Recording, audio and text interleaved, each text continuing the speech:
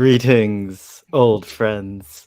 To get past me, you're going to have to come up with the answer to my little clue. So here it is.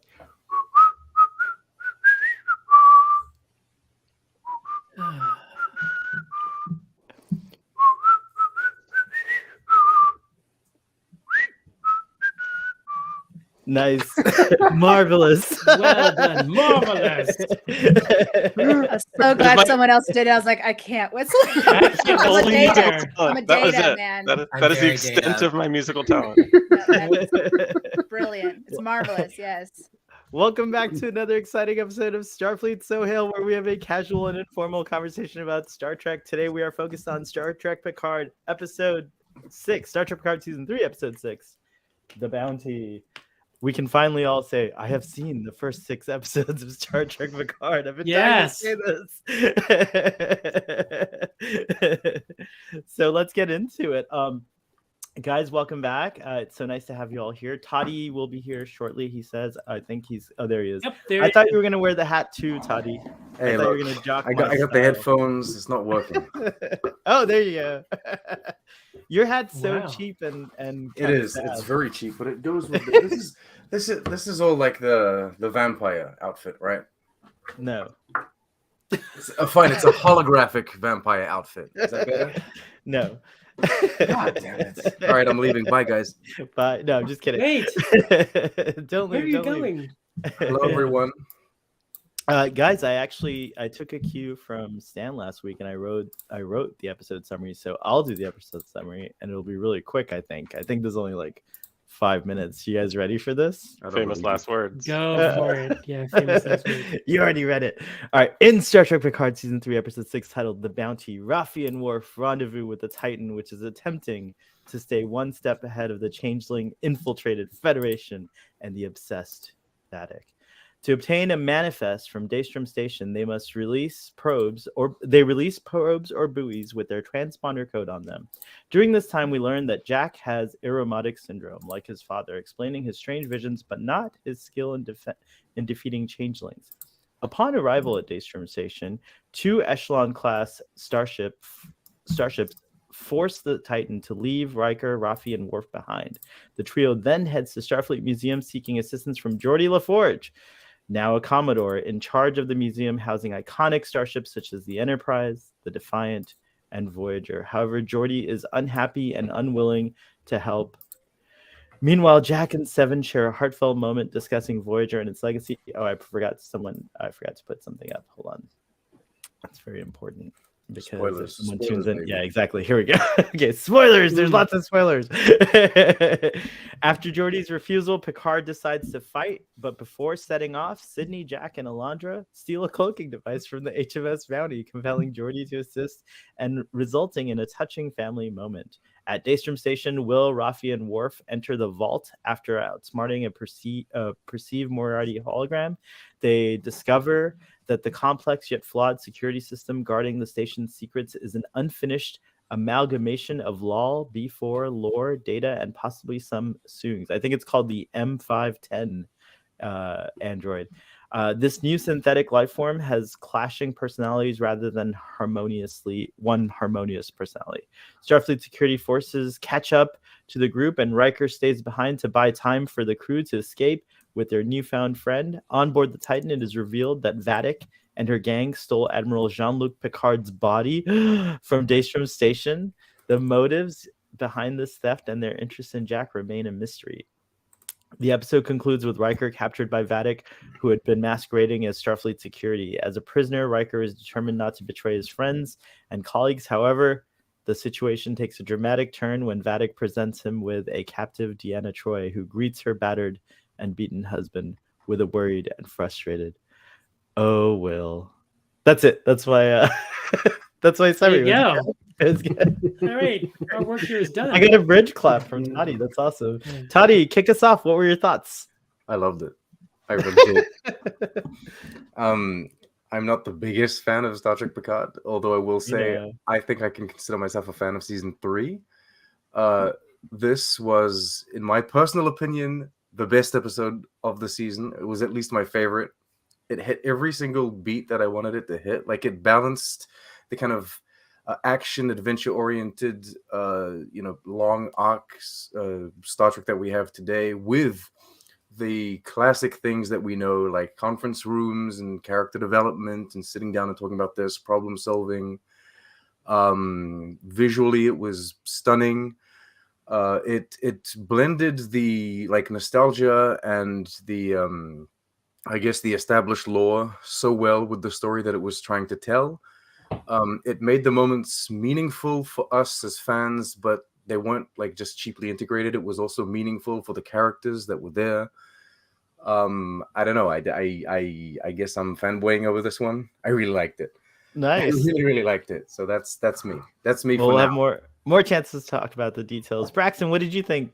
I thought this was a great episode. Every episode where I get more 7, I absolutely love. So a thing that I do like these last 3 episodes is that I fast forward every scene that Jack and Picard is in, and every scene that Jack and Beverly are in, because then like they're not talking about the stupid stuff that I don't care about. And I found that I enjoy the show a lot more that way. But I thought this episode was great. Like I loved that scene when Jerry Ryan was sitting with Jack and like they were looking at the ships and she was talking about Voyager. She was like, "Oh yeah, like that was my family." And then, or no, like, "Oh, that was like my home and like they were my family." And then Jack is like, "Oh, so you're looking for another family." And you know what? And I wanted to say, like, shut up, boy. Like, she's in her 50s. You're supposed to be 23. Like, you're like living at home with your mom and don't have a job. Don't tell this grown woman what she's looking for. Like, lay back. I hate Jack.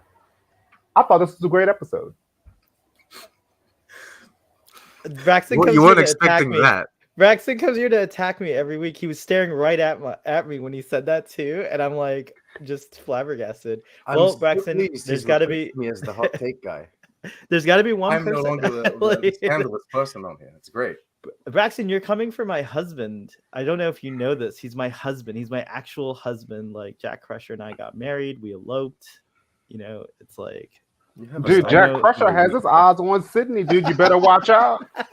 Like that dude, like Jordan Forge was like, "Oh, dude, I see how you looking at my daughter. Like, dude, It's like true, he does. you don't have a job, you live with your mom. Dang. Like, don't look at my daughter."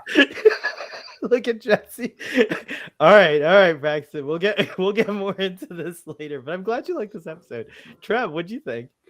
Oh, I have to go after Braxton.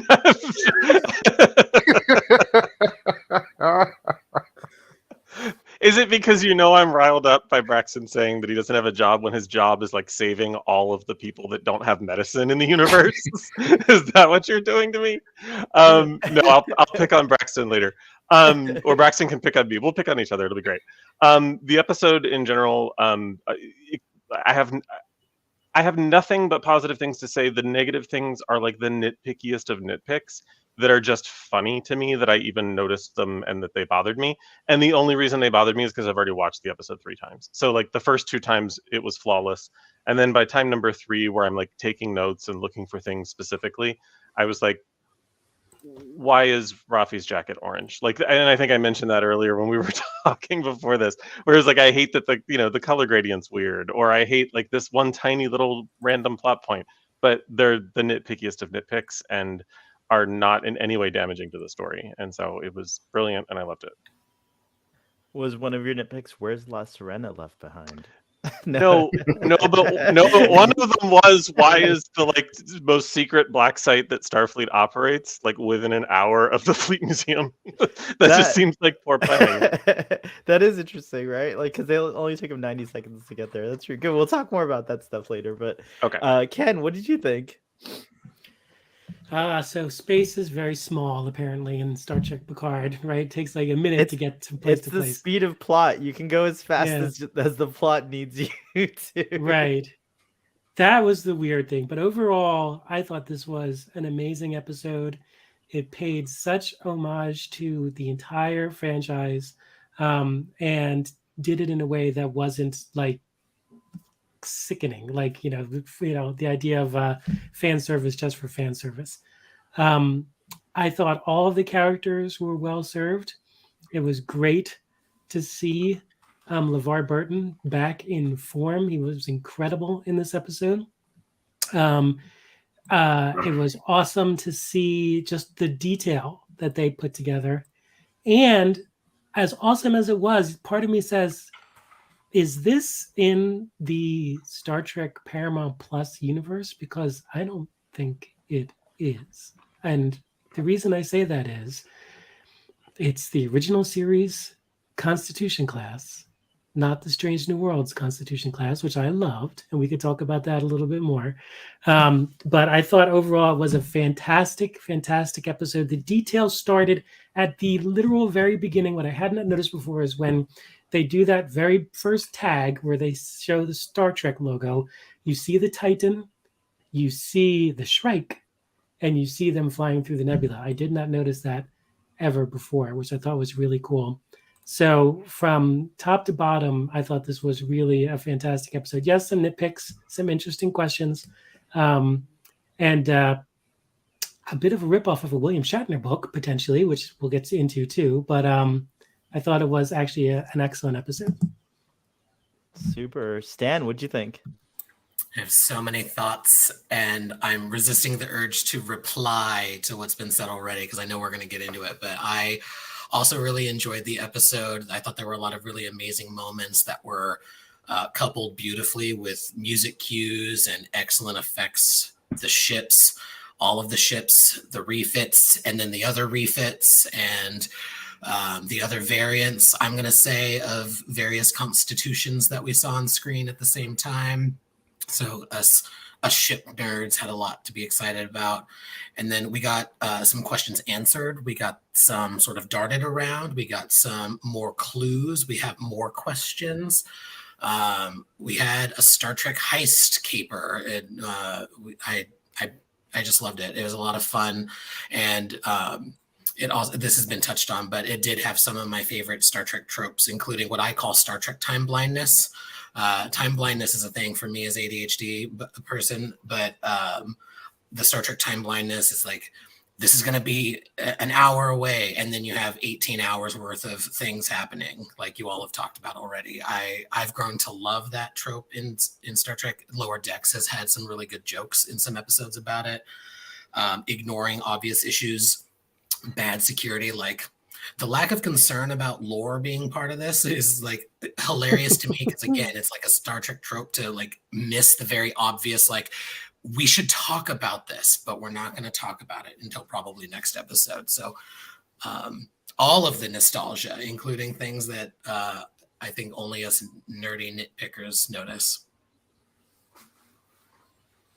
Excellent. Jesse. Still on mute there for a second. So as a new fan, I still have all the information in my head. And so I was picking things out and I was like, I know what that is. And of course, some of you guys know I just started watching Voyager. And so it was exciting because I knew exactly what she was talking about. No, I really, really enjoyed it. I think this is probably my favorite now out of the season. I liked their mix of the nostalgia. My husband and I watched it together, and he's been a fan since the show originally aired. So watching it with him and seeing him all excited, that got me excited. So those were great. To defend my Crusher family over here, though, I'm going to say real fast, for me, I think the moment that got me would, and we'll probably talk more about this later, was when Beverly was telling Picard about Jack's illness. And I think as a parent, for me, because my daughter has ADHD and she also has sensory issues.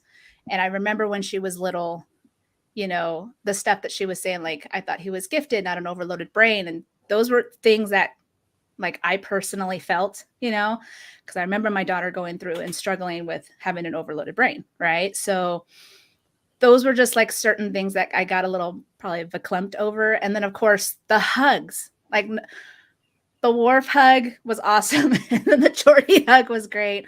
Those just brought back like really, really good memories. And as we've talked about on Crusher Combo, how those relationships are so important. And so it was so nice to see that, because I think we kind of forgot. Everyone was kind of like, oh, Picard and Beverly, but she hasn't seen anyone in over 20 years.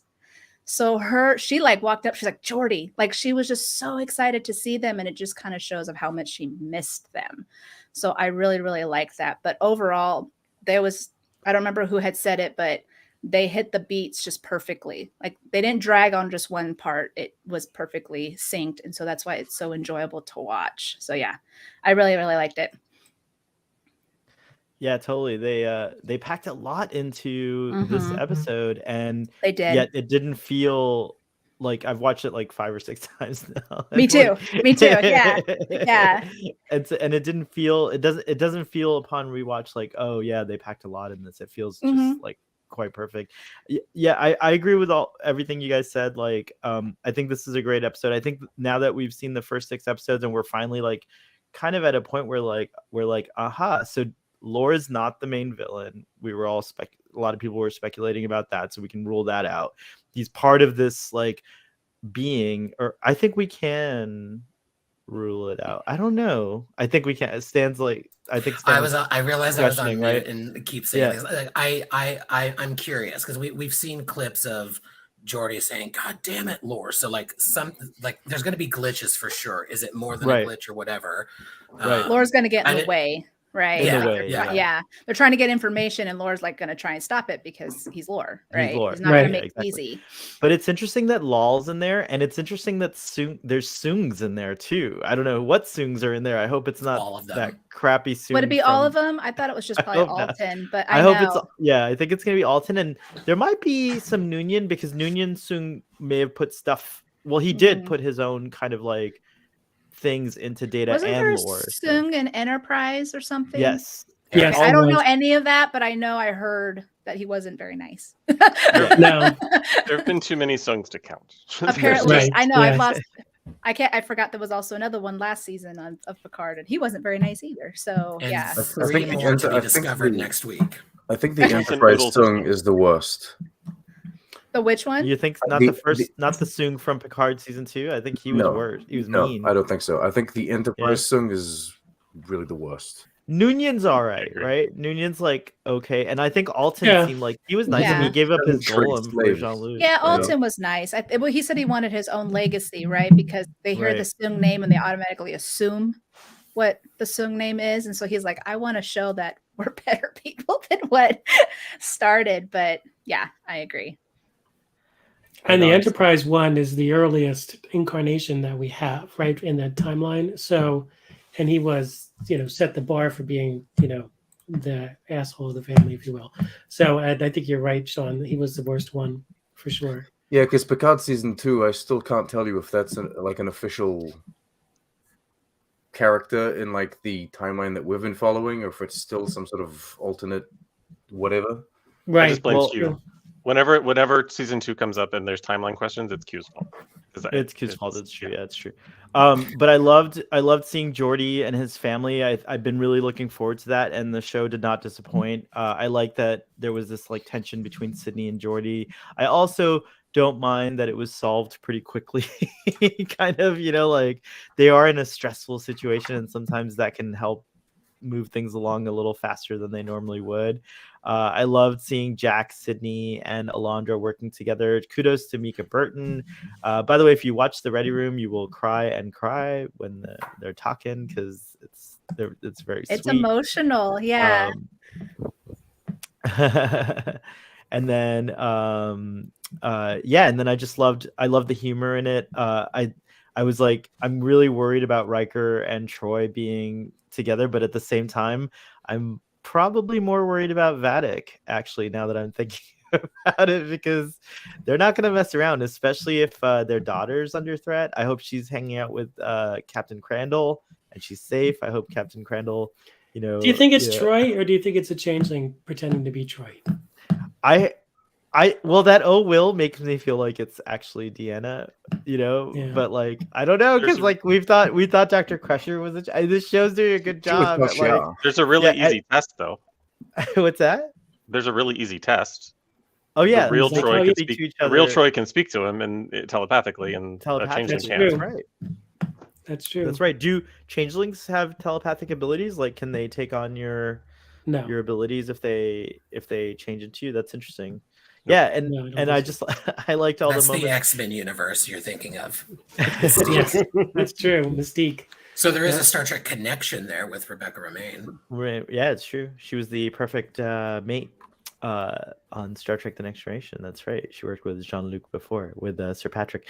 I really love the just the fact that they're almost all back together. Yeah, and it's like it feels so good to see them like interacting and like solve like what you guys said, like sitting around conference tables, getting updates, things like that. You know, yeah, it's very cool. There were little tiny nitpicks that we'll get into, but I guess we can get on with the discussion and start off with Raffi and Worf joining forces with the Titan. So where do you guys think they left La Sirena? Like, is she just off frame? Who gives a shit? Wow. That's a tough little ship. It's an ugly fine. piece of, it's a warehouse. It's a floating warehouse. No one cares about it. Let's move It's on. in orbit around that sun, probably. Let it Yeah. burn. Let it burn. When Raffi came aboard, I was a little bit sad that she didn't call Jean-Luc JL. She called him Jean-Luc. Now, is this reason to suspect that she's a changeling? Oh my No. God, no! It's Mm. better writing. No, What do you it's mean better? Right? I'm assuming he was not a JL fan. Dreadful. He But let her call honestly, him JL. That scene was one of the most wonderful things I have seen in a very long time. Like all of these characters coming together, you know, the awkward kind of like, I want to do a hug, I don't want to hug. But like everyone felt so well written in the sense that they felt like themselves from the previous shows, but they also felt like themselves changed and grown, because we're not exactly as we are, you know, 20 years later, 30 years later. But we're Right. still like the essence of us is still very much the same. And there's like another scene where Seven of Nine, or I think it's in that scene where like Seven of Nine, it's like, oh, he's still alive. And she's like, yeah, I'm still alive, basically. And the way she delivers that, like the inflections, the slight nod of the head, the slight raise of the eyebrow, it's like so Seven from Voyager, but it's also Seven kind of from what we've seen in Picard seasons 1 and 2. I don't know, like the scene to me was absolute perfection. There was a nice music in the background, but it wasn't like overpowering the scene. It wasn't like swelling into some sort of like emotional, you know, big fanfare. It was great. It was very well executed. Who cares So about the music in this This is episode, perfect. yeah, the music in this episode was just chef's kiss all around. I mean, just the motifs back to everything, right? From the original motif. When we'll get into what the things were, I assume, in the Daystrom Institute or whatever it was, the Daystrom Yeah, we'll Station. talk about But the music motifs, especially with the you know, the review of the museum starships was just. But with Worf and Raffi, it's interesting because there clearly is a backstory between Raffi and Seven of Nine, and they're sort of leaving that hanging, probably for the spinoff. But it's interesting to see the two of them engage. And Worf, Michael Dorn, just Michael Dorn owned every scene he was in, every scene, and his humor, the way that he approaches Worf, is just fantastic. The way that he was recounting in the briefing room, basically talking about what happened with the Dominion War, which of course he was there, and you know, basically recounting Deep Space Nine's elements, and the way that he held himself when he was talking about that. Just the little bits of humor. He is not. The little bits of humor that were there throughout.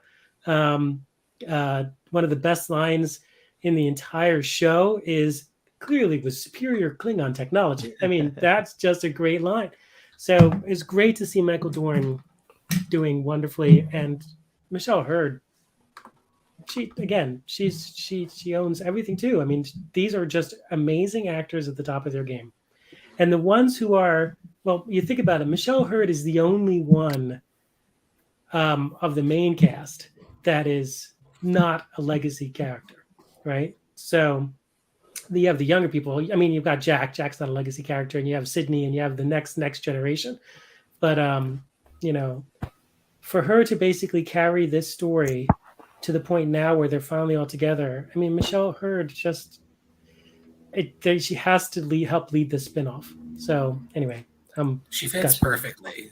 Like She her does. with Worf has been a perfect partnership, and then seeing her, Worf, and Riker was really lovely. I am a fan of JL. I thought it was a I think it was overused, but it was a nice touch of showing a different kind of relationship, because he was on a different ship, he was on a different mission, etc. There's a different evolution. I was kind of hoping for it as well, but it didn't bother me that it wasn't there, because she still referred to him as Jean-Luc. There's still that closeness, and I felt like they were clearly trying not to tread on the Next Generation cast being seen on screen for the first time in a couple of scenes today, like Worf seeing them for the first time, and then Geordi. So it worked really well for me, but I was conflicted as well for a little bit. You know, it's funny. I'm not a huge Klingon fan, as I had watched the Next Generation and all that stuff. The Klingon storylines just never really got to me, but I did like Worf, especially his little one-liners and things like that. But this Worf, I love him. It's just like you guys were saying, every little beat that Michael's doing is just perfect. And I loved them when they were in Daystrom with Riker and them going back and forth. And then, you know, Raffi's all like, let's try and survive, like stop. You know, it was just perfect. I really enjoyed it. I'm enjoying this Worf this season. I'm hoping we get a little deeper, like and address Jadzia and just some lines about Jadzia. Some mentioning. But also his son Alexander. I'm sorry? Have you seen Deep Space Nine? I did. I just finished that prior to Picard starting, and then I just started Voyager. So the general consensus, I think, is that like Deep Space Nine Worf is better than TNG. Absolutely. Absolutely. I was like, oh, he could fight. Yeah, no, definitely a big difference between those two. Yeah, so I mean, he got better, but just like the Klingon stories, I just couldn't get into. He's still a horrible dad, no matter which series he's in. He is, yeah. I mean, it cracks me up. Alexander hasn't been mentioned once. I'm all the next generation. He's been there since back in the day. And so I'm all, where? Okay, but anyways. An issue that I have with this show is I think that people act out of character. You know, like when Geordi was cool to his other daughter when he came aboard the ship, and then you know a bit later, you know, he just seemed like a great loving dad. Like I just didn't get that. Like you know, maybe they just threw that in just so there would be like some drama or something, but it doesn't. But he just doesn't seem like the kind of person who would like come in after not seeing his daughter for some time and not like hugging her. You know, I just thought that was weird. You know, also, Beverly Crusher, like she loves those people. Beverly Crusher like hugs people. Like there's no way she wouldn't have talked to them for like 23 years. Like she would have been like calling them like every weekend, dude. Like she loves those people.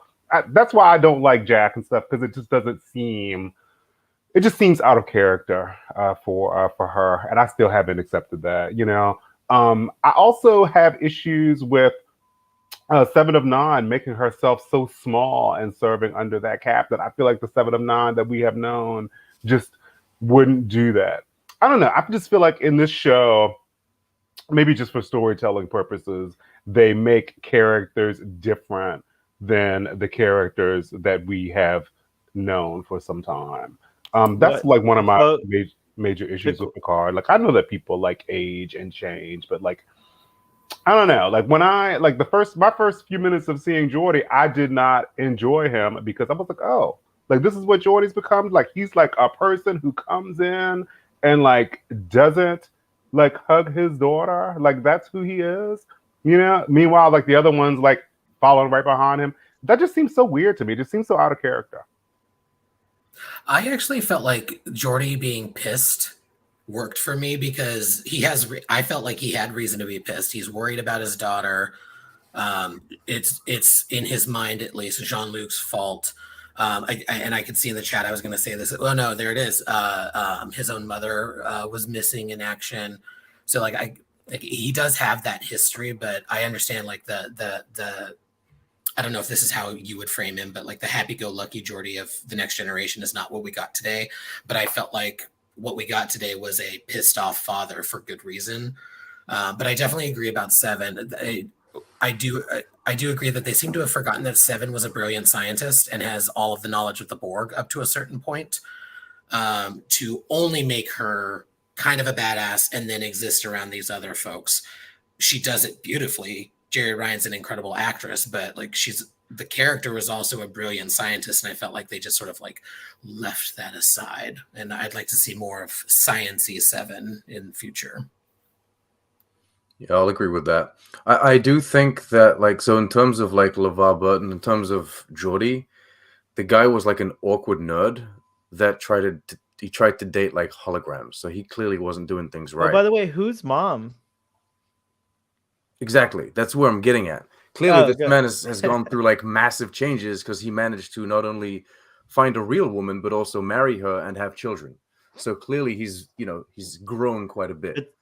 Everyone's dying to find out if it's Leah Brahms or not. Please don't be Leah Brahms. It's not going to be Leah That would Brahms. just not be the good way to make that story.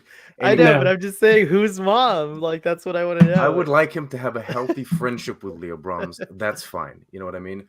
And then in regards to like Seven, I kind of feel like she was on the point of exploding when we met her with Shaw.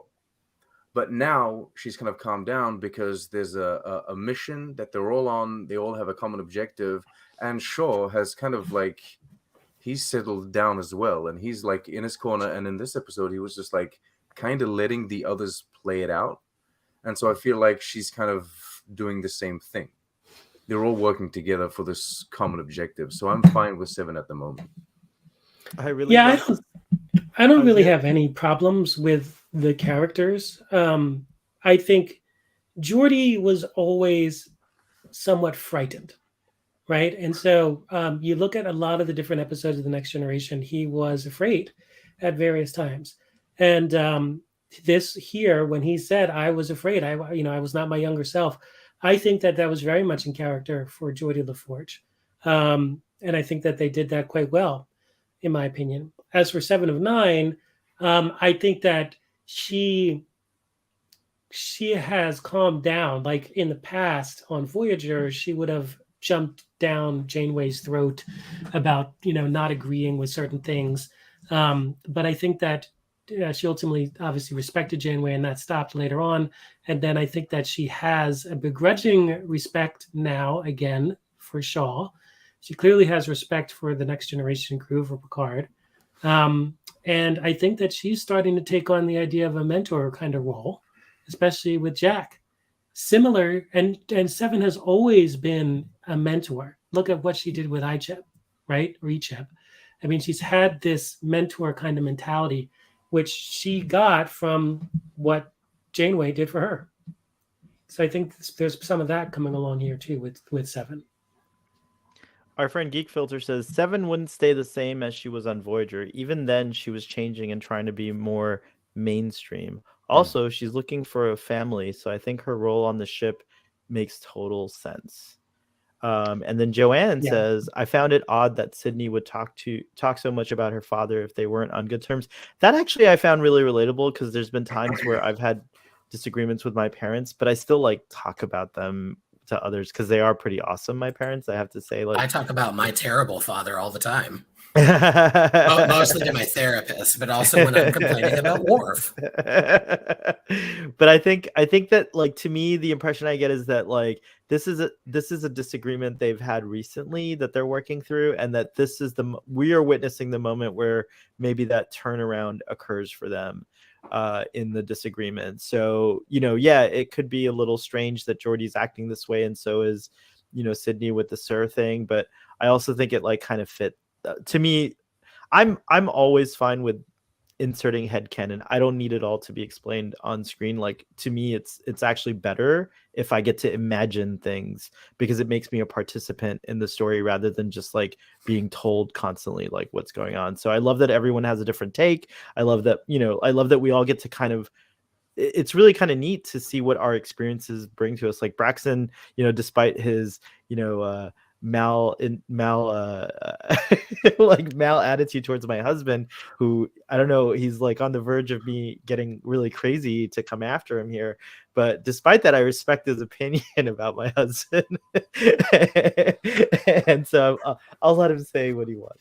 My husband and I are stronger than that. No, I'm just kidding. I'm I teasing. defend But- you and your Thank you. husband, so Thank don't you, worry. thank I you. got your I quite- back. I And we like are that. polyamorous, Braxton, by the way, so we don't mind Sydney being in the mix or anyone else. It's cool. As you know, I've had many Star Trek husbands, so it's all right. But really cool, really cool. One thing I wanted to point out was I got a real kick out of seeing Shaw turn from this like kind of like, you know, dick to like just total putty in front of Geordi and like totally like starstruck and like fumbling over his words. And the way you know, Picard and Seven looked at each other. look as at they're each other. watching this. That was Look. funny. It was I got so some well. blackmail on him. It Yeah. was so well acted too, because you could see that like he was still trying to be cool Right. as he was fumbling. It's like, I'm still sure and I'm still, you know, Sir. awesome and what have you. But he's, I don't know, I liked it. I liked Well, his that's line the- where he was like, "It's been a rough week." or something like that. That was my favorite part about his acting in that scene, is that he wasn't fumbling as you or I would just pretend to fumble. He was fumbling as Shaw would fumble. Like, it was he was so in his character in that scene that even was, though like, it only standing up. lasted, you know what, like 30 seconds, and we all just kind of got a chuckle out of it. It was so well done. It was so well good. done. He was standing at attention. He was like super stiff. He was just like so in awe of Geordi. And then I love that Geordi's like, your ship is put together with 21st century duct tape and blah blah blah blah blah. And he's like, and then he pauses, like Shaw's like, oh crap. And then he pauses, and he's like, under any other circumstance, I would love geeking out with you. And I really enjoyed that. I've always enjoyed Geordi's quirkiness. And so I think they were like really emphasizing it here. Like when he comes aboard and he kind of mentions that for like a split second, I wondered if it was which route I was going to take. Is it going to be, you know, a handshake or a hug, you know? And like, so these are the kinds of things like I really enjoy about Geordi. So I like that. And I do like the fact that, you know, he is different.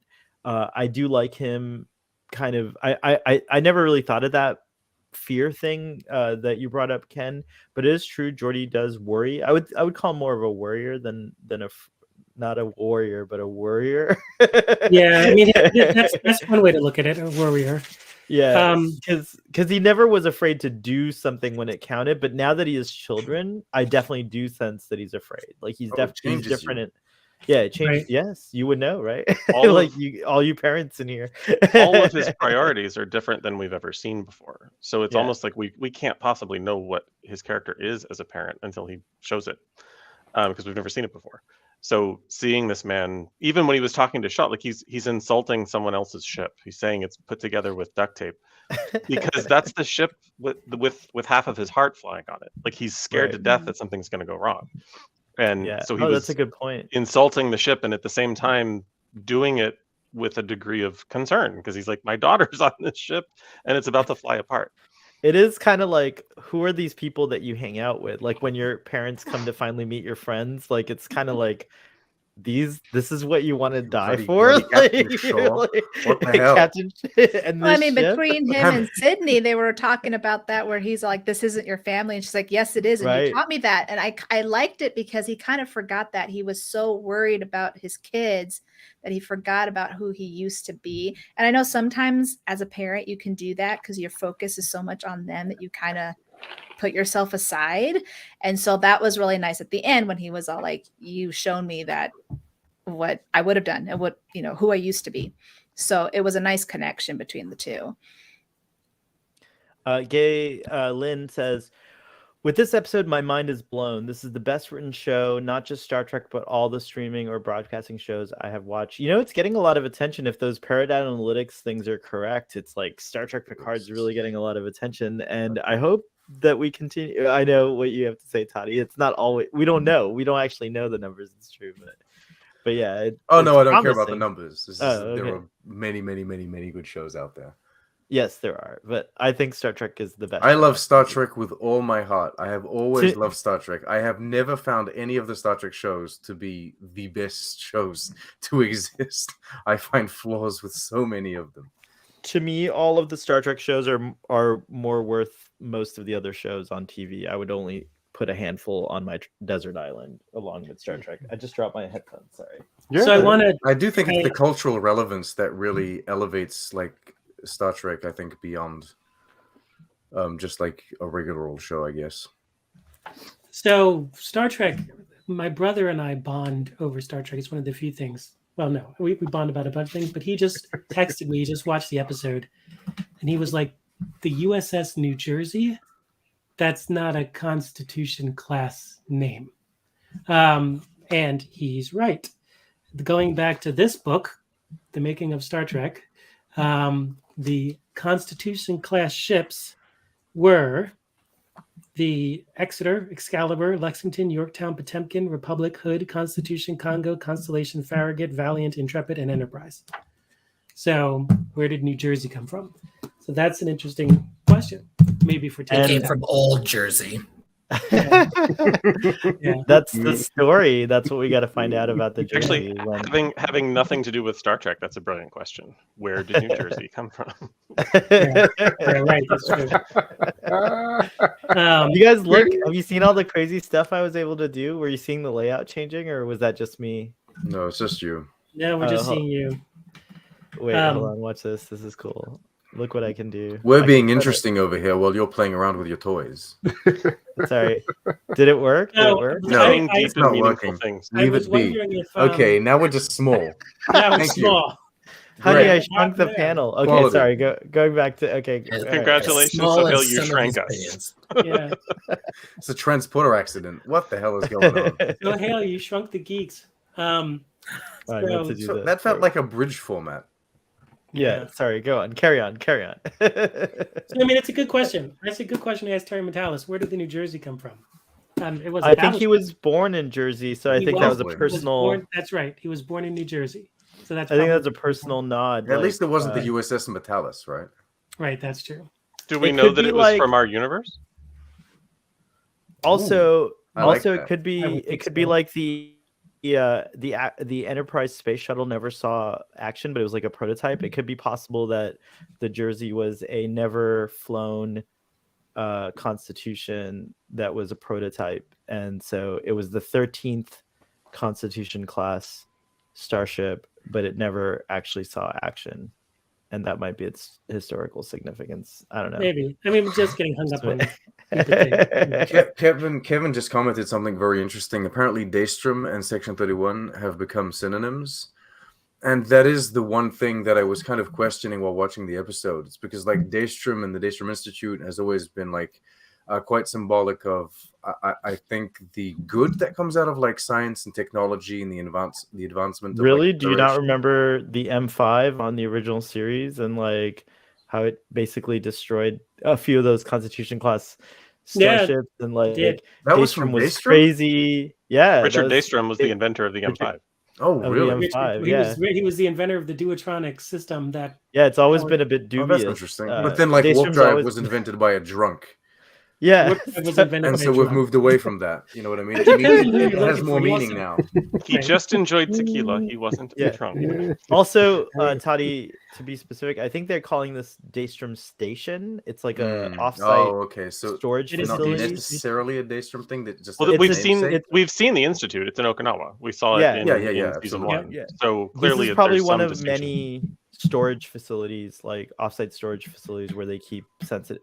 But here, apparently, I'm confused as Section to why they 30. don't have physical people there, though. Like, I understand it's the most advanced AI, la di da, but like, I don't understand why you wouldn't have like at least a guy, like just someone there, like a person that's like red alert, maybe. Like, there's a ship Yeah, arriving, it's a little weird. There's no or even surprise like someone to talk to, like, hi. We want to like learn about this, project or whatever. Like, we have clearance. Oh, okay. Like, It's weird really no that it's surprise that the completely changelings automated. would try to do this because Starfleet security is lax and has been forever. Right. It's another one of the Star Trek tropes that I love. If you, Like, can wait a get, if you minute. can get slugs into people into Starfleet, then you're fine. Like it's you can do whatever you want with That's Starfleet. true. That you just reminded me of the like when they beam in, like, yeah, there should be somebody who's like, show me your identification of person. But I love there's another one of the moments where they added in a little bit of humor just to cut the tension a little bit really well, when the computer is like, please no food or beverages in the research lab. Me and my husband cracked up at that part. It actually would have been better if it was the voice of Sonia Gomez telling you not to have food or beverage. There's no food, beverages, or hot chocolate. Or hot chocolate. Yeah. What'd you guys think of all the little cool little glimpses of stuff they're keeping at Daystrom Station that we saw? Are you ready for my list? It's Cook. Yeah, Why do the don't list. No, okay, Why here's do the they have thing. that? I don't know any of it because I haven't seen the original movies. Oh, okay. We'll explain. But I a little bit. knew- Have a Genesis 2 device. Why would you ever make a Genesis 2 device? That doesn't make any sense. So, I don't even know what are you that ready? is, Ken. Oh wait, you've never seen Star Trek 2?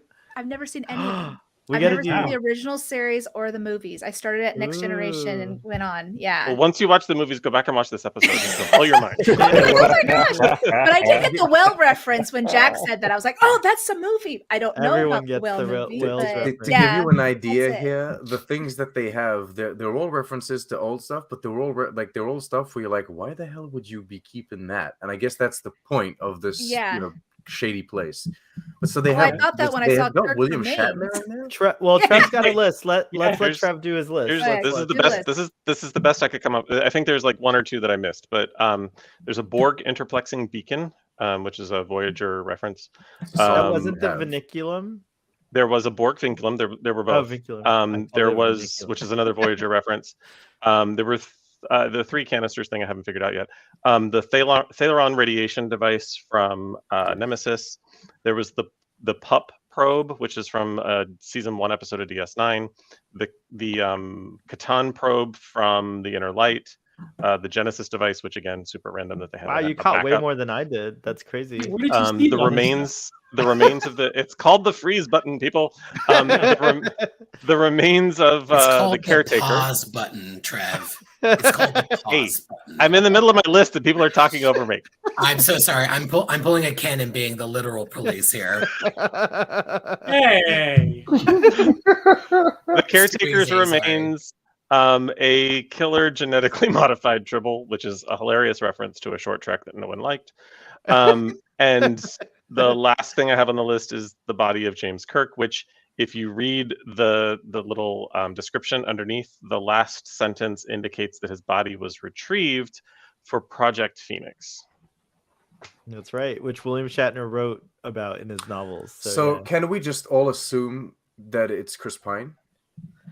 It better I would- be. Oh God, I would love that, because I cannot I know That this makes is more recorded- sense. This is Well, back. recorded, and I need to be careful, but I cannot separate I cannot separate the artist from the character when it I comes can. to William Shatner, because he is a known asshole. He has made some really sexist and transphobic comments. I know they will do it well, but I really do not want a William Shatner re-entry into the franchise. And I'm sure I'm in the minority on that one, but a Chris Pine, I would, I mean, for many reasons, but yes, a Chris Pine Kirk. So, yes, please. I would be Well, they have shocked a new if actor William. for Cook now, I would be shocked if William Shatner was interested. which isn't Pine. I think William Shatner has a strange relationship with Star Trek. I don't know if he'd be interested in doing it. I don't want to, speak for William Shatner, obviously, but I would love for Chris Pine, if they were gonna bring Captain Kirk back. I'm with Toddy, because as much I like But William what's Shatner, it and I'd called? be What's super the happy one with that, him. that played in Strange New Worlds? What's his name? Paul Wesley. Paul Oh, Wesley. Wesley. Okay. Wouldn't he be the official Paramount Plus original series Cook? At Well, that age, I would think. I don't know, yeah. because again, Or a new they actor. have- Let's just have everybody play Again, Kirk. everyone playing Cook. Can I be A new Cook? Kirk, a new Spock, a new everybody. I want to be the new Captain Kirk. That's a short tricks. You got like In the- 50,000 in the different net- kinds of in Cook. this universe, it's William Shatner as Captain Kirk. And the problem here again is, and it's not a problem, because I think lots of you look at the Twitter feed and everybody's super excited. This is the Constitution class ship we saw today. This one, right? So that's not the Strange New Worlds one. That's not. So the question is, what are they doing, right? I think the answer is two things. One, Yeah. easily explained with timey-wimey stuff. Very easily explained because timelines can be changed and then changed back. Time can be rewritten. We know that. Mhm. So that's the easiest answer. I can No, it's not. create like a diagram for you if you want, Well, and the the easiest characters wouldn't. answer. The easiest answer is that on Strange New Worlds, the original series hasn't happened yet. No. Right, The but easiest answer is we all think about it more than them. Yes. no, That's no. true. Yeah. I Well, think the there's easiest a lot of in-universe He answer, pulled not up a the- book. We're talking about in universe. We're talking about in universe. Yeah, the easiest like, in-universe answer. It's here's the thing that a lot of people maybe are going to get mad at. If you're watching a show and you're a canon person, then it's your job to accept what's on screen and make sense of it in your head or explain it with something else. It's not your job to be like, that's wrong, because they're the canon keepers. They're the makers of the canon. They are presenting to you what is canon. So I think most people who talk about canon get it wrong because they're like, oh, this is wrong. This is wrong. No, it's right. It's on screen. Now deal with it and figure it out. That's how I am. I agree with you Let's on that. storm But Twitter and I tag agree all with of you the on that. creatives. But I will also say that, like, again, if you, as like the big Star Wars fan that you were, they came at you and they were like, "This is Yoda. My boy is blue now, and he's got long legs."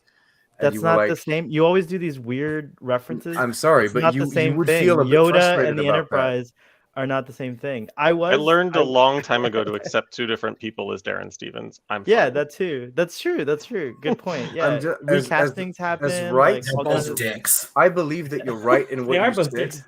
and I Right. believe that your statement is correct.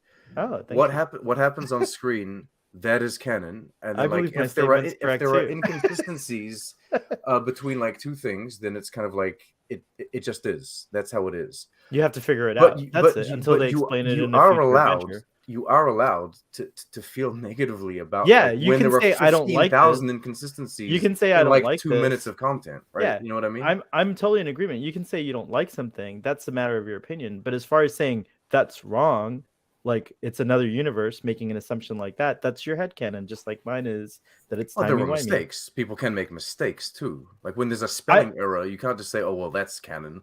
I think Like, we're it's heading like, for. Yeah, they it's made a canon mistake. that someone at Starfleet, the computer messed up and spelled it wrong. Whatever. I don't know. They're AIs. Look at ChatGPT. ChatGPT doesn't always give you the right answer, so who knows? Like, Data maybe had never heard the word sneak until 26 years into his Starfleet career. Into episode 1 of The Next Generation. Oh, like, okay. Yeah, and then anyways, that's It's not what we're plot here to talk- armor. It's Yeah. new creatives. It's taking things in a different direction. It's all Star Trek.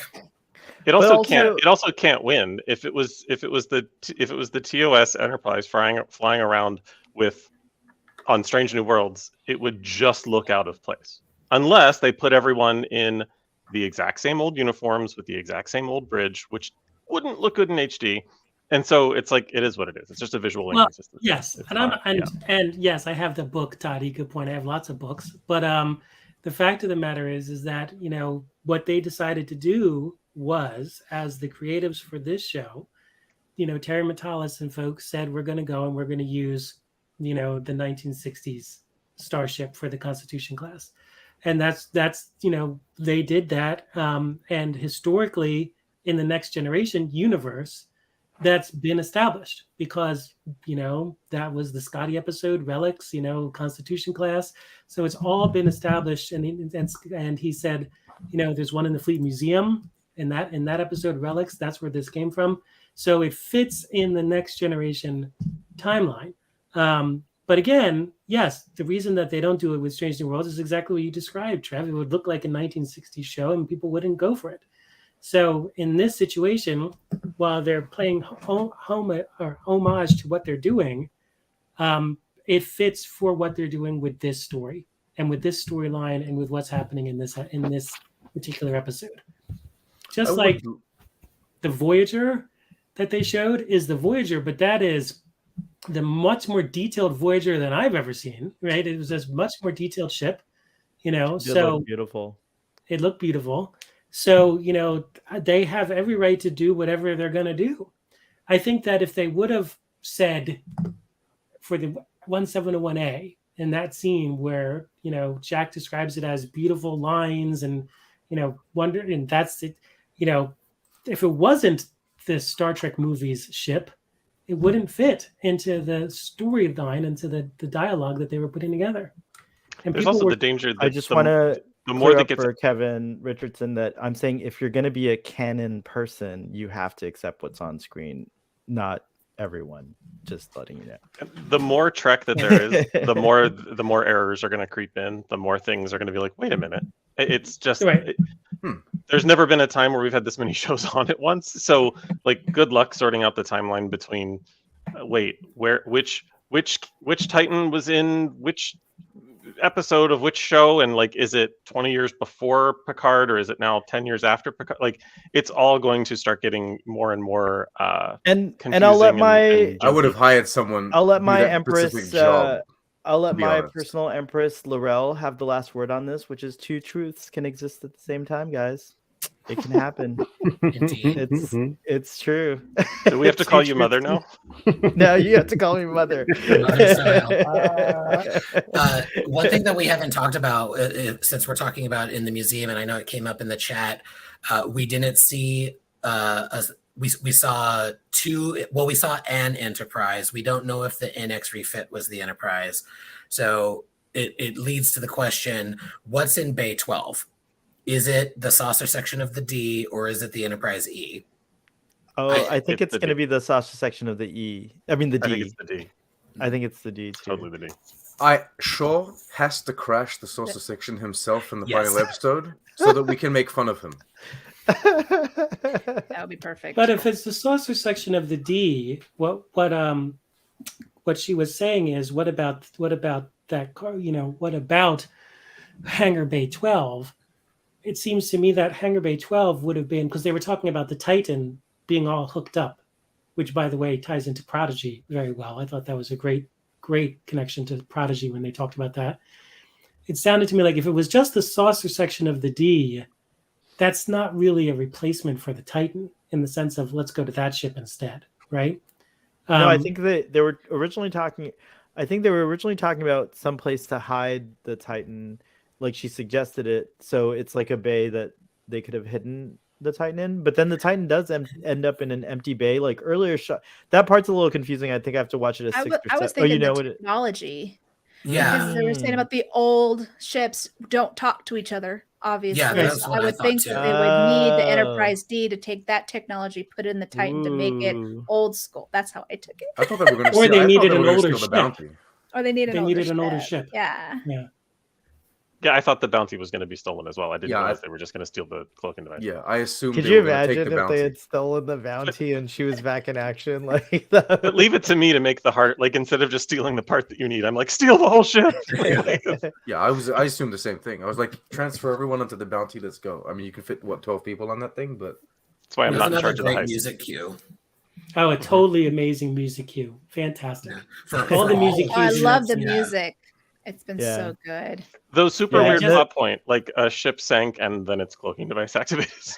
That was kind of random. Like we can't open the doors without That's Shatner swimming to them, but the cloaking device just kicked on. Whoops. I can't remember, but that's a reference, I think, to the Star Trek VI novelization where they talk about the bounty having been missing for a bit. And I think it starts off with Scotty showing the bounty that had been just recently recovered to a bunch of cadets at the academy. I think like the novel has like, it's been like 30 years since I've read the novel, but the novel has like different like vignettes of where people are. Like I think, you know, I forget what else is going on, but it is cool that I think that's what that's a reference to, where they were saying like it sank to the bottom and then the cloaking device turned on and they couldn't find it for a while. So I think I do like I'm that not, the books are getting some love. Despite my comments earlier, I actually really loved the Bill Shatner books. So those subtle hints, and I'm hoping it's just subtle because it would be kind of weird if one body was stolen and now another body has to be stolen. Well, I already said what I said, and I can't. Yeah, take it back. it was weird. It definitely reminded me of The Return, the Shatner book. Hmm. And then when you saw Kirk's remains, and then when they said human remains, when Beverly said human remains are stolen, I thought they were going to go James T. Kirk, which would be just a weird way to go. But even stealing Jean-Luc Picard's remains, and what are they doing in Daystrom Station? They're just taking That's the what remains I'm of famous saying. starship captains, and is it a I thought mausoleum? it was Okay. so weird. Because it's human remains, but it's Borg, isn't it? He still has I Borg can tech in there understand, somewhere. but why Kirk? Yeah. It's because Oh. The Nexus connection is what my headcanon is. Oh, yeah. So his body was displaced through time, through Picard's Christmas fantasy into. He's got- Okay, he's I got saw that movie. Okay. Funky Yeah. Funky Into Adams in Brilliant his 3. body. And, Yeah, and like, even if it's Picard has the nanoprobes, and I'm wondering, we haven't talked about the neuromotic syndrome.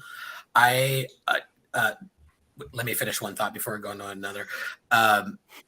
So he has the Borg nanoprobes, and I think his human body, his biological body's neuromotic syndrome might be coming into play in a bit. So that then stealing that is interesting. Kirk being there, I just assume like a body displaced through some weird sciencey stuff, the Nexus, and so that's why his body was in Daystrom. Not to mention the Guardian of Forever and a whole bunch of other stuff. Yeah, right. Yeah, that body has been through it. Yeah, Mhm. Kirk's body's interesting. Also, Project Phoenix sounds like Is exactly Pike's that. still Like alive right resurrecting. now? Pike would not probably. Oh, maybe, I don't know, with the Telosian technology. I don't know. Wouldn't? Yeah. I don't know. No, I don't think so. I think that they didn't. I think human life. I don't think they expanded a human body's ability to live longer. I don't know. So it was Right. just visual, right? Just appearance.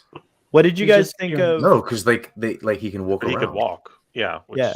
I thought they were just projecting the images into his brain, making him think that's what was happening. No, we see it too. I No, think they're 'cause he can able walk. to create Well, I mean, because I know Vina. we see it, but I think I they're thought the also it's able actually on to. Telos 4 though. So I think they're able to use their mental abilities to actually transform the person while they're under that weren't spell. all or of those whatever. things hallucinations though? Like they shimmer They out were of totally existence. hallucinations. I don't think we're Because- supposed to ask. Oh yeah, Ken, you're the TOS evangelist. You answer the question. Yeah, the There evangelist. you go. They were totally hallucinations because in the episode when the Telosian is this dragon thing, he's gonna say, "I bet that you're just making us think that this phaser is not real. I think I just shot a hole in the wall here, and I bet you this phaser will shoot a hole through your head. Do you want me to test my theory by trying it out?" Mm. And that's when the Telosians turned off their their whammy jammy. So they couldn't actually make the phaser not have the power. They could only make people think it did not have the power. Can we talk about the neuromotic syndrome? Yeah. Before that, can we talk about Moriarty? No. Yes, Oh. of course. What'd you guys think of Moriarty? What were you thinking it was going to be? Because that was another thing. I think folks thought Moriarty was behind this somehow as well. But it turns out that this was not even Moriarty himself. I Moriarty's thought still he was sitting going to in be his the cave AI. somewhere. I thought he was going to Yeah, me Moriarty too. was the AI that Yeah. was protecting the thing. I now fully understand why when Terry, I don't remember if it was on the Ready Room or where it was, but he made reference to a character that was brought back, and basically the powers that be saying, "You want to fly him in for that?"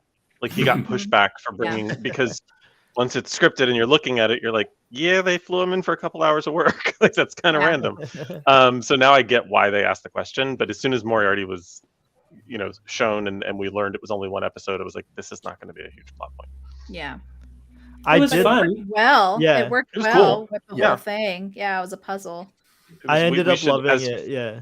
Yeah. As fans, we should all thank that actor for traveling halfway around the world. So. Yes, Daniel Davis. Oh, Daniel Davis is amazing. By the way, yeah. who a He year lives in before- Arkansas, guys. A He year lives in before- Arkansas. Yeah.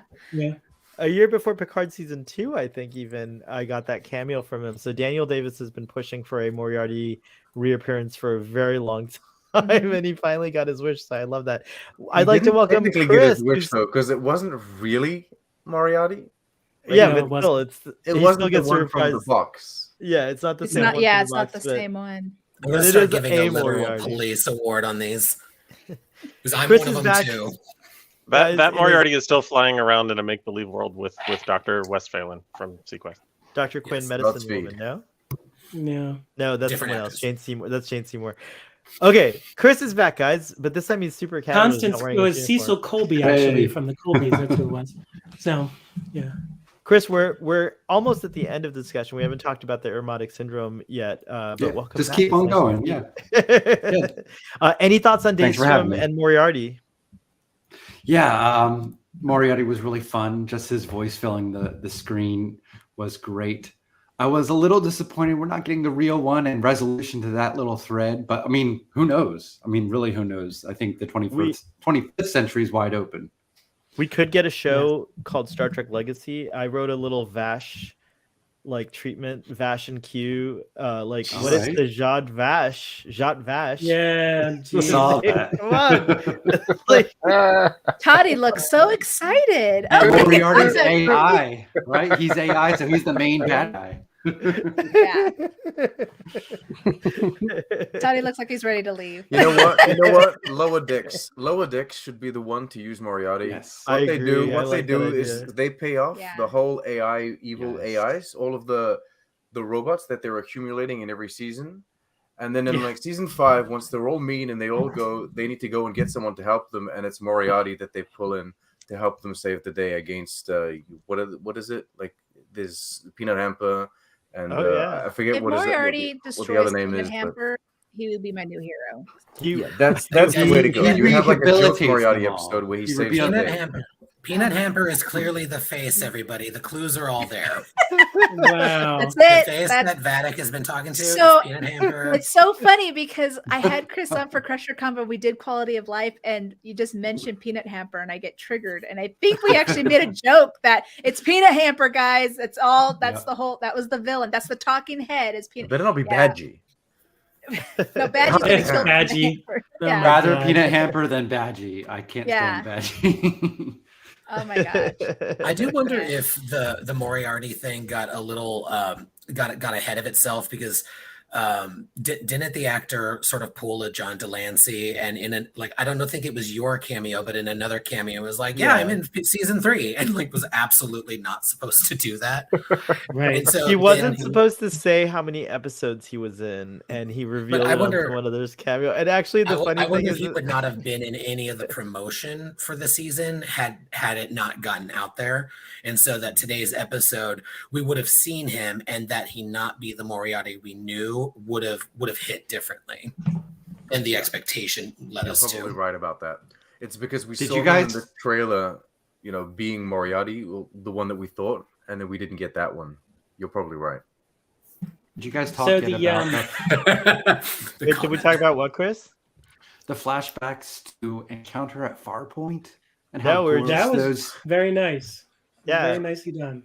I like them. Yeah. Some folks like I think it was my sister who said that it felt awkward because it like made it look like the flashbacks It looked like didn't look- film, which it was, and Yeah, exactly. They even But looked I liked it. richer than what we usually get from the show. So Yeah, I it was like, totally man. better. It was like let's Mhm. take the next generation up to 4K, all right? Jeez. Absolutely. Is So- it not on 4K? Oh, that's right. No. Strange New Worlds. It was apparently- cute. Yeah. I Braxton, enjoyed what'd you it. think of? Yeah. There What'd have you been think of flashbacks Moriarty, in every episode. Oh, I love seeing Moriarty. He was a great character in TNG. Like it was cool to just have like a little bit of him, and probably that wasn't even like Moriarty's program. Like I feel like it was like Mhm. Data projecting it. Yeah, that's what You it know, yeah, it was. Data So yeah, but it was cool to see the actor. Like I feel like he looked great when he someone could said totally that. come back. Yeah.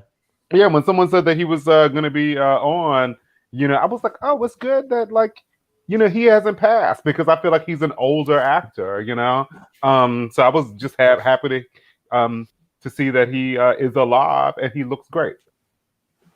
His voice sounds just as clear and dominant Really as it did good. back in the day. Yeah, it sure does. Yeah.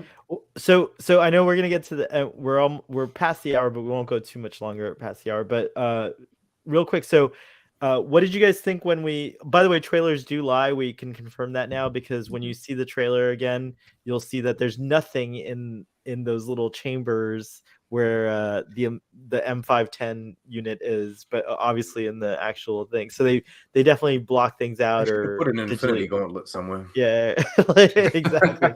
Can you imagine? Wow.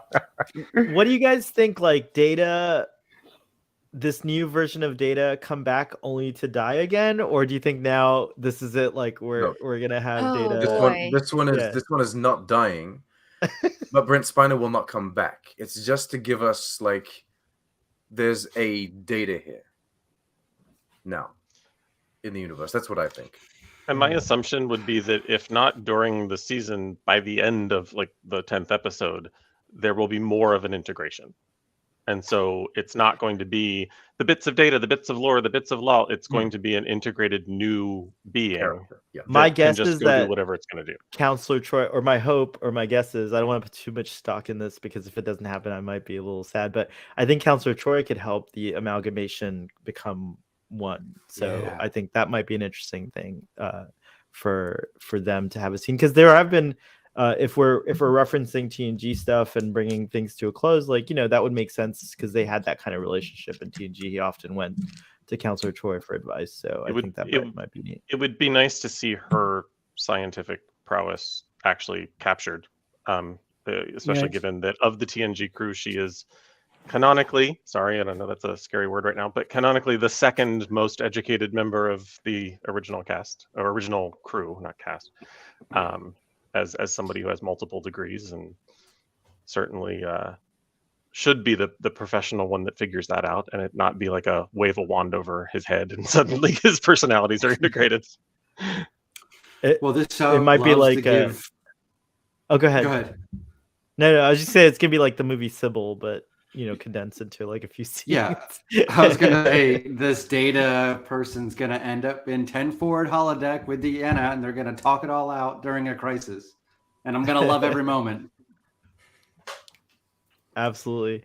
I did not. It kind of freaked me out that the new M510 can. I'm calling them that until we find out what they want to be called, but the M510 could project from their eyes. Like, that was like scary. I was like, can Jean-Luc do that too? Like, oh my god. Maybe. But was I the only one annoyed with everyone in the room? I'm like, he's telling you what was stolen. It's Like, right. stop. No, I know it's me, Dad. Like, no, we all like everyone else was in on the joke except the people on screen.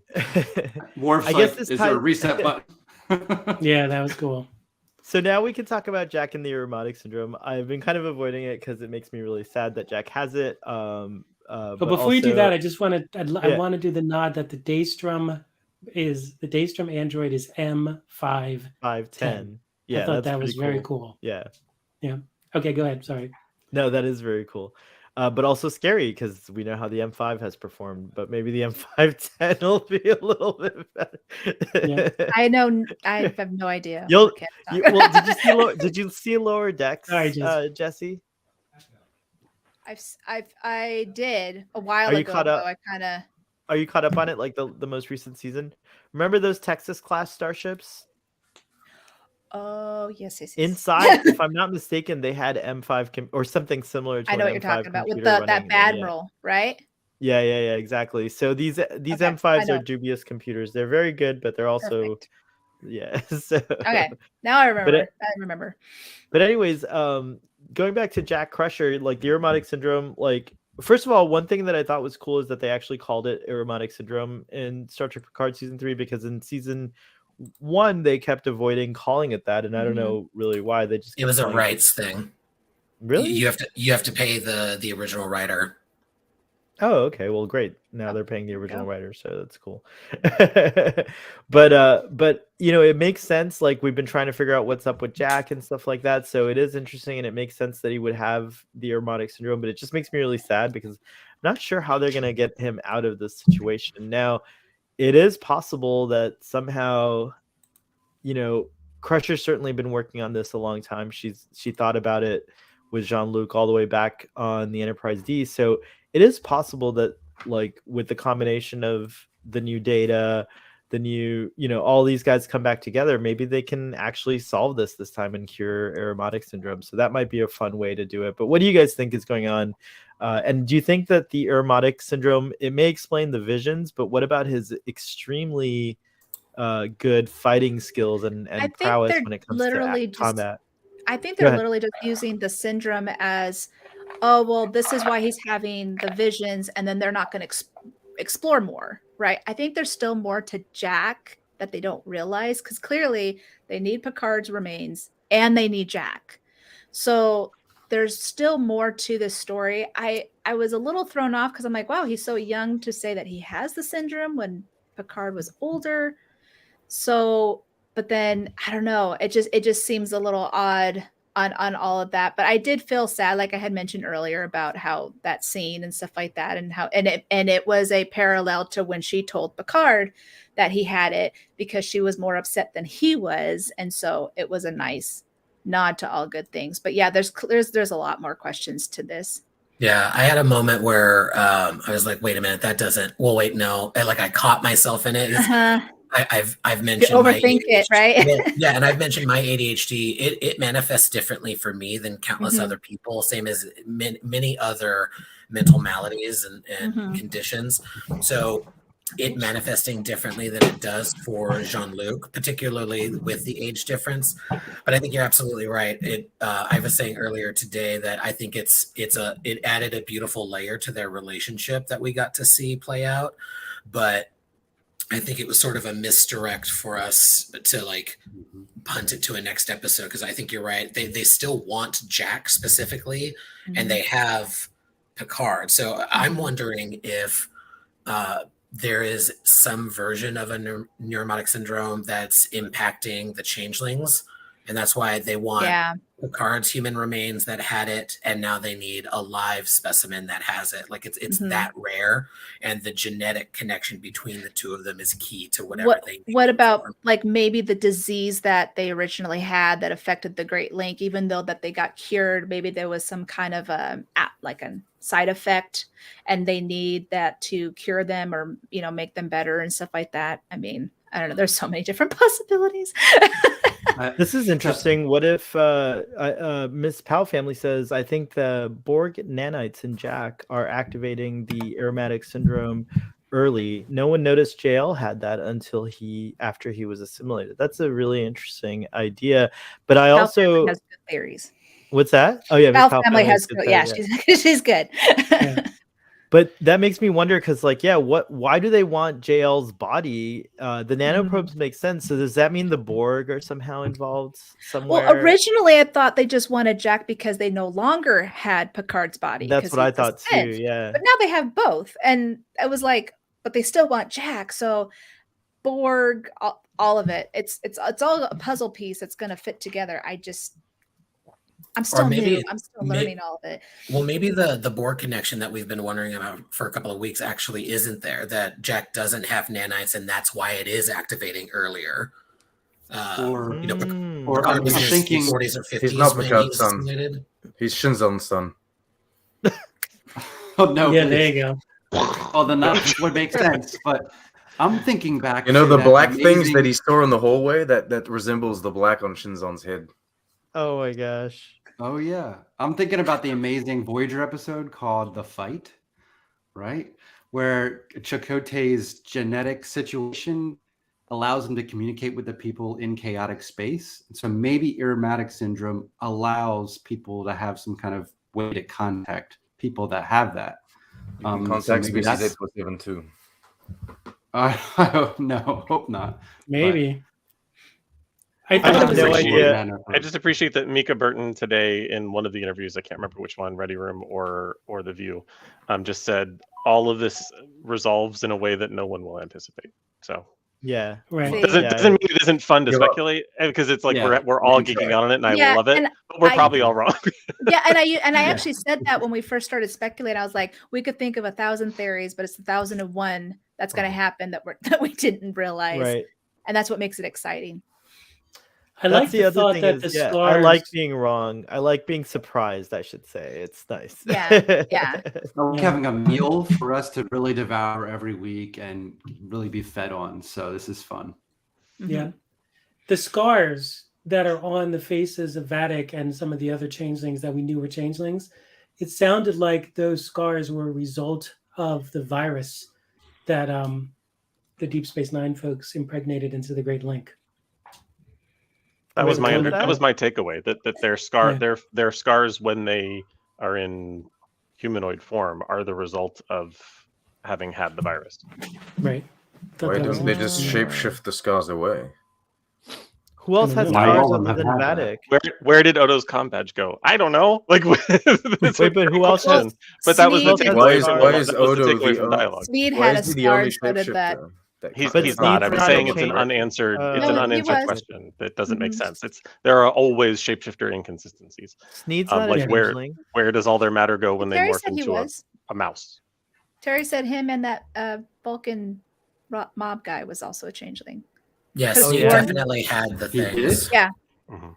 Oh, how This is few- where, like, I'm gonna use a word that I know is a little whatever. There is. Ooh, whoever sees this, don't be mad at me. I'm gonna hedge. There is a lighting thing. There's a lighting thing. Like, I think the reason most people could not see them on Sneed was probably a little bit of a lighting thing. The orange versus yellow in the jacket today was a little bit of a lighting thing, and there is an accessibility layer that people like bemoaning it or bemoaning the bemoaning keep missing. So, like, I think that's I just think that's a thing that happens Like to carpet. be happening. Yeah. Oh God. I think it's an issue though with the mixing, because when I've seen it other ways, like in the theater, for example, it looked fine, and then when I've watched it, I have noticed that the lighting is, the picture's darker, so something's gone, some technical challenges, but Terry Metalis seems to work hard to fix it every week. He has Yeah. like everyone for screenshots and stuff. So I'm yeah, that's something they assuming have the to figure out. physical release, like the Blu-ray, like when Will it comes be out, there will be some mastered color correctly. corrections. There will be like contrast, Yeah. corrections. And it always is the case. Like, I have to say, like, whenever I've seen any of the, like, Discovery, I pop the Blu-rays in for that, and the show looks a million times better on physical media for some reason than it We're getting does. the beta Like, here. yeah, even season 1 Yeah. of Discovery looks better on. Yeah, we're gonna get Strange New Worlds soon. which The I'm very blues excited. pop more The in blue- Discovery. Is that what you're yeah, saying? they do. What else? Very blue. What else do we have to talk about before They we announced end? Terry announced the soundtrack today, Yes, which it's is coming awesome. out on Yeah. 420, so I will be Yeah. celebrating in. But a don't good look at the fashion. track list. If you haven't looked at the track list yet, don't look at I did. Yeah. I did. They did that. I- last Either one, season, Pop too. Wesley. I did not look at the track list, but I'm very tempted to. I might do it on episode 8 or something like that as we get closer. I wish they would do like what Andor did. Is like it was released with the episode. I would love that. That would be. They did that for, what show did do that for a little Mandalorian. while. No, but also Star Trek Prodigy was doing pretty regular releases Yeah. throughout Oh, yeah. the show. So kudos to Star Trek Prodigy and crew for doing that. That was a delight, because every few weeks I got to listen to new stuff. Anyone want to say anything else about the show what else did we not cover? Something, audience? Was there something that we didn't cover? I feel like we got everything. This was a good discussion, meaty Mhm. discussion here. Theft of Admiral Picard's body. I'm just looking at my notes real quick. Unique synthetic life form that is Data. What has changed? Have we seen this? So there's a couple of claims I'm waiting for. One, Terry Metalis said he's been waiting to film some scene for like 30 years. So I don't know if we've gotten that yet. I think that's coming up like in the final episodes, because he directed the last episode. So maybe that's where it is. The other thing is, something was supposed to fundamentally change Star Trek. Have we gotten that yet? No. No, No. We haven't I gotten don't that. think so. But of course, next We week they also- have a surprise guest in the ready room that is a big spoiler that we think that it has to do with something with someone from DS9. I want to know. Well, the episode's called Ooh. Dominion. Yeah, I wanna know. it has to I be wanna someone know. from DS9. He doesn't want to know. Don't spoil it. Well, Yeah, they just. I don't know who it is. They They don't won't say say who it is. I have a Yeah. good guess. I have a Is very there good a guess. song on the They don't- soundtrack called Kira's Lullaby or something? No. No. That would be. Kira's There's name. the song which I called "The want. Return and Death of Kira." What? No. No. You've said Come some on. incendiary things on this stream, and that is perhaps the worst. How dare you suggest Kira and your So you guys don't want to hear my Get guess? exiled? Is this the time? You can actually see if you watch the She Ready Room becomes Federation in the president pretty soon. Don't worry. in the preview for the Ready Room for next week. They actually show just the outline, and the person's like all A blacked out with a big silhouette, question mark. yeah. Oh, Yep. who's that Pokemon? Yeah, Exactly. so they're Pikachu. you're literally left to looking at it, going, "Who 30 years ago might look like that now?" Okay, Like, can I it's just ridiculous. say, like, Odo could look like I had anything. a couple of theories, but I had thought of this new one. Everyone saw my tweets about who I thought it might be, but one kind of came to me. So I believe Alexander, who played Bashir, Alexander Siddig, right? yes, I believe he's going on Investigates. And so I was thinking that because he did Gates's Ah. podcast, that maybe he might make an appearance Look at because you he did looking do at the the ex- cure. I know, because he created the cure for, right? For the morphogenic virus, yes. Uh-huh. So Dr. Bashir, Dr. Crusher. So Yes. I'm just, Team I up. know. It came later when people, and I was like, wait, I think he's going to be on her podcast because she did announce that Terry and Ed Spaliers are going to be on, and she couldn't say that up until now. And then she mentioned that. I was like, that's interesting. He's just going because they're friends. That's it. That's all it is. It's Leave it at gonna that. be. It's I'm gonna just be. saying. I was I going to could say be totally Rosalind, wrong, Toddy. I could be Rosalind totally Chow was wrong. just on, and we're not getting Keiko O'Brien, so Yeah, we're not getting it Keiko could mean O'Brien. anything. No, it's not Keiko. Oh, I wouldn't mind if we did. I wouldn't mind either. Heck But yeah. yeah. He has another assignment. Yeah. You guys are Ugh. hilarious. It's a Paul All right, Ray's so- reference. So this is the time of the episode where we give our final thoughts and ratings. So I'll kick it off and just say final thoughts are all the same things I said in the beginning, which is an amazing episode. Every week Star Trek Picard gets better and better. So last week I think I gave it a 12, right? Is that right? I think so. Yeah, this week Yeah. gets lucky number 13 for Moriarty and all the weird stuff at Daystrom and everything else. So this is a 13 for Starfleet. So hail. Chris, what about you? Final thoughts? Get in some things that you didn't get in because you came in a little later, and give us your rating if you choose, and tell folks where they can find you. That 7 talking about Voyager got me. Love Oh, that. Yeah. Love We that did not Voyager talk ship. about that, and that made a lot of people, Voyager fans here, cry. I We did heard. talk Yeah, about Seeing yeah. that Oh, we did, yeah. deflector dish smiling. Yes. Worf is very funny. Some of the best lines. Excellent use of burglar or burgle. Admiral. I love that yeah. line. It was fantastic. I like Shaw's like. Yeah, I like Shaw's yeah, approval that was too. Yeah, good. that was Yes. excellent. His humor is so good. By the way, I like how much Riker curses in this episode. He's like constantly Oh dropping yeah. the S bomb Goo everywhere. shit. Well, That was my next thing was Riker having perfect pitch. I didn't know that. Oh yeah, maybe that's right. Maybe he's gotten better and now he can play Nightbird. And speaking of birds, I give this 9 crows out of 10. Ooh, I like that rating. Very cool. Why don't you go next, Trev? Yeah, I mean, like I said, the only things I didn't like were super geeky nitpicks about, why is the black site located so close to the museum, like little things like that. But it's like so nitpicky, it's not even worth getting into too much. I love the pace at which the story is moving right now. I love that when we watch all of this when we get to actually binge this entire season without these painful week-long breaks, this part of the show and of the story is just going to be the part that energizes us the most, pardon the pun. So I give it 9.5 Constitution class ships that didn't exist before out of 10. I love that. There you By the way, go. all the audience ratings are hilarious too. 5 sour meads out of 5. These are all so great. Go next, Braxton. I give this episode a 9. I thought it was really good. I enjoyed it quite a bit. I especially loved the 7 scene when they were looking at the older ships, and she talked about her Voyager family. Like that hit me really hard. Love seeing Geordi. It was great to have Brent Spiner back as Data. Great seeing Moriarty.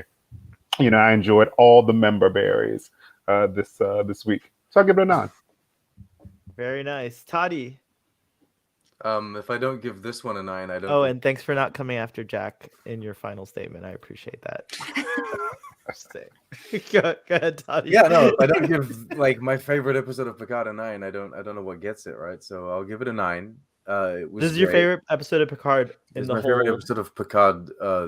so far. Yes, I mean, really no competition with like these first seasons there, but no, I think it's great, and I think we kind of touched on this, but I think the pacing on this episode was spectacular. Mhm. Like the beats just kept on moving. Like it's one of those episodes. Like you can't be folding laundry, yo.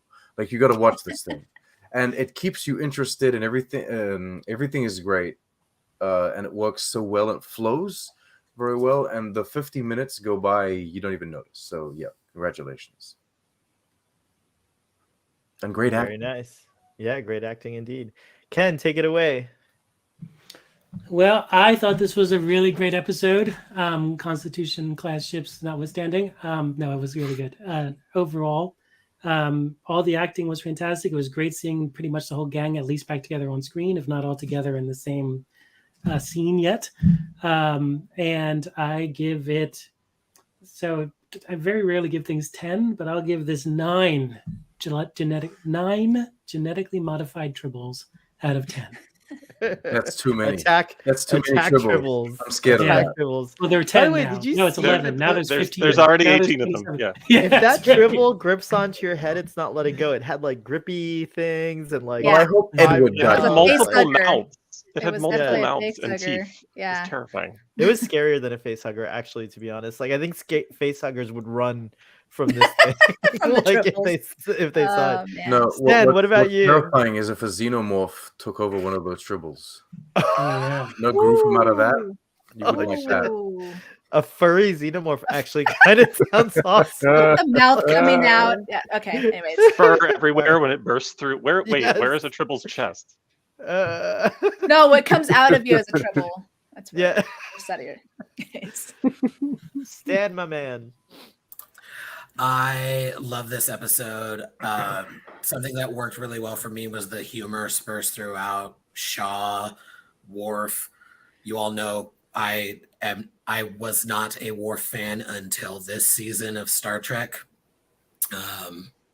Like for many reasons that That's fair, I've talked about actually. before, but Worf this season is really doing it for me. I've always loved Michael Dorn. That this is an in-universe criticism of the character.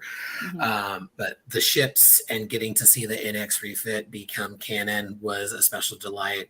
Like Jack, the A is my favorite. And Amanda Plummer is just freaking delightful. Sorry, this is PG. I almost got myself. Sorry. She's We're allowed delightful. one. We're allowed one. There we go. I'm the one. And I will counterbalance some of the mostly playful previous season slander and say I have had some criticisms before. This season is hitting perfectly, and I think it is in part because of seasons 1 and 2. We've got the full history behind it, and including those 2 first seasons, even the parts that I didn't really care for.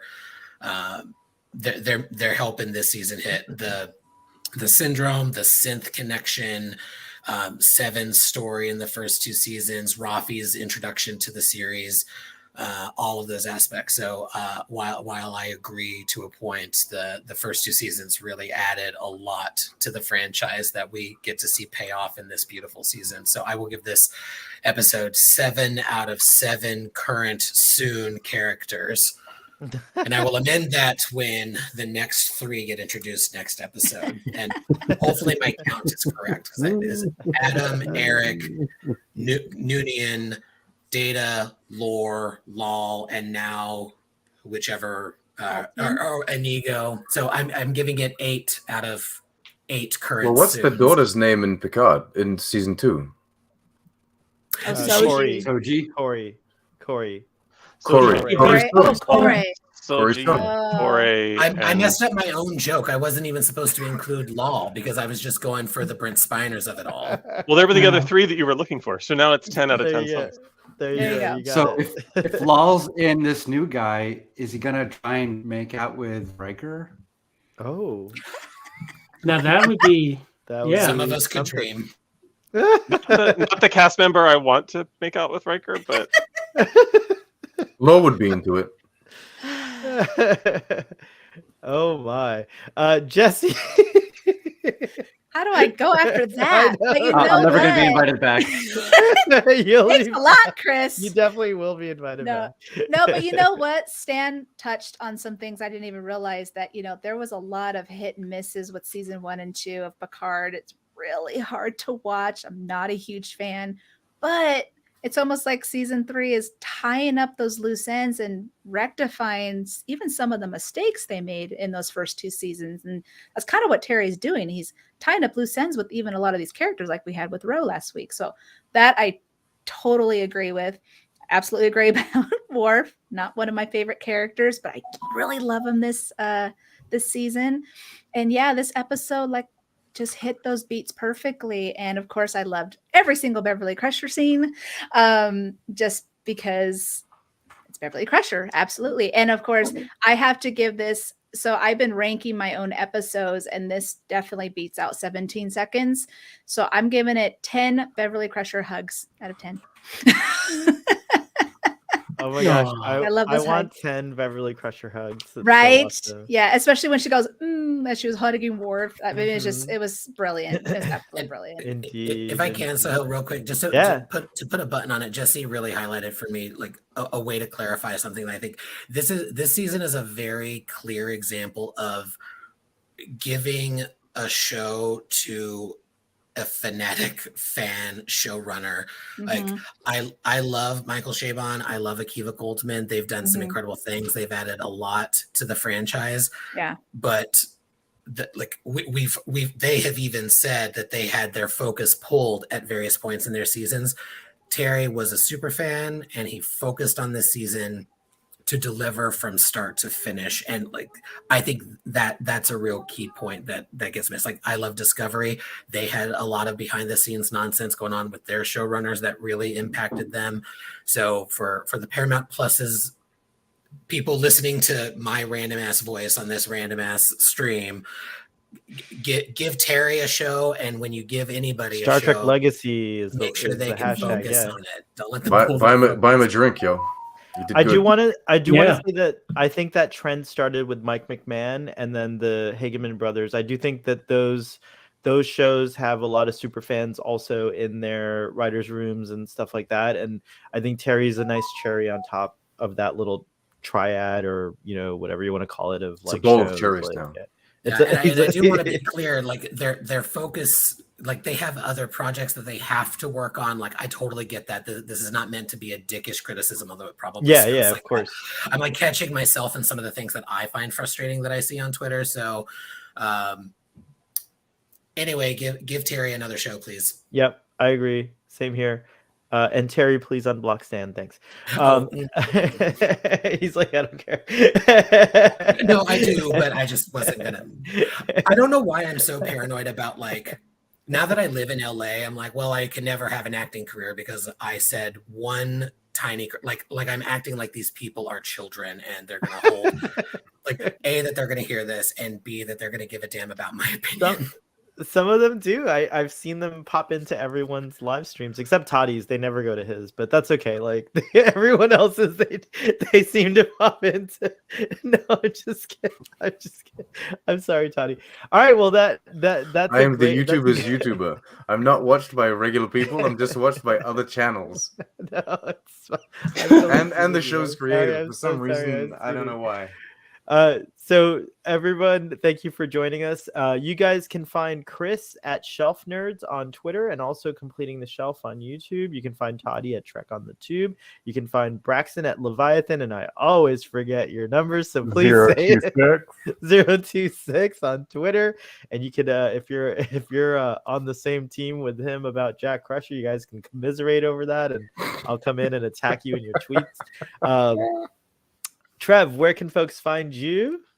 They can't. I'm cloaked. Trev and Stan are going to be hosting The Salon tonight, right? It's back on. It was so nice to do a takeover last week. Thank you for letting me do that. That was fun to do a late night version of this show. And then Ken, you can find him at K. Lowenberg right over there.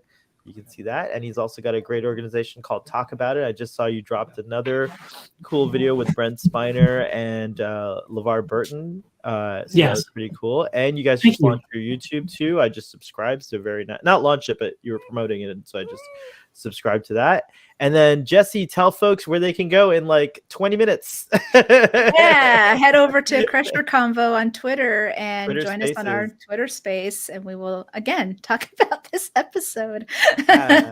No, it's gonna be So, it's a different it's a whole different discussion, a little bit more Beverly centric there, but you guys also talk about everything. And the salon is not recorded, so you can go there and say whatever the heck you want as long as you Mine is recorded, so we have to be very careful. I mean, you can still say whatever the heck you want. That's just true. know I it's mean, I do recorded. edit it out. Yeah, that's true. And I will say to a point, I have booted people from the salon for being overtly disrespectful. They're like, there's a I didn't like it, and then there's a this isn't Star Trek, and that will be booted immediately. Oh, you guys missed our first troll last week. No, I was there. I heard it. Oh, Trev was there. me but- too. I heard it too. Yeah. I was there too. Yeah. Congratulations, by the way. Yeah, but Stan wasn't there. I'm not working early tomorrow, so I am gonna drink tonight. So if I get too much, Awesome. you can just mute me on the salon. By the time we get to the salon, I'm pretty hosed. I'll So be you asleep guys because can- I have to be up at 4 a.m. So yeah.